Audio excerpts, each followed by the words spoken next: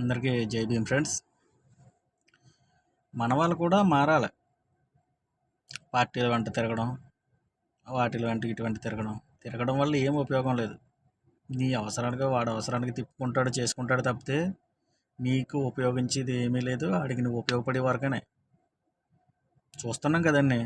మన నాయకులు కూడా చాలామంది ఉన్నారు, జిల్లా నాయకులని, రాష్ట్ర నాయకులని పేర్లు పెట్టుకుని తిరుగుతున్నారు. వాళ్ళు కూడా కులాన్ని అడ్డు పెట్టుకుని వాళ్ళ రాజకీయంగా ఎదగడానికే చూస్తున్నారు తప్పితే మన సమస్యలు ఎవడో పట్టవు. వాడు ఎదగడం కోసం అబ్బాయి ఎదిగే వరకు కూడా కులాన్ని పట్టుకుని అబ్బాయి మన సమస్యల మీద పోరాడతాం, అది పోరాడతాం, ఇది పోరాడతామని చెప్తారు.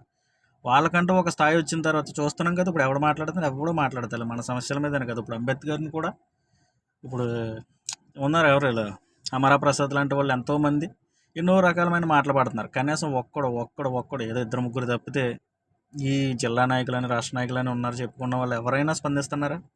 ఒక్కడు కూడా స్పందించట్లేదు. ఇది చాలా అన్యాయం. మీరు రాజకీయంగా ఎదగాలనుకుంటుంటే మీరు సొంతంగా వెళ్ళి సొంతంగా చేసుకోండి, అంతే తప్ప కులాన్ని అడ్డు పెట్టుకుని మీరు రాజకీయంగా ఎదిగిన తర్వాత ఆ కుల సమస్యలను వదిలేస్తున్నారు అంతే. ఇది చాలా తప్పు. దయచేసి మీరు ఆలోచించుకోవాలి.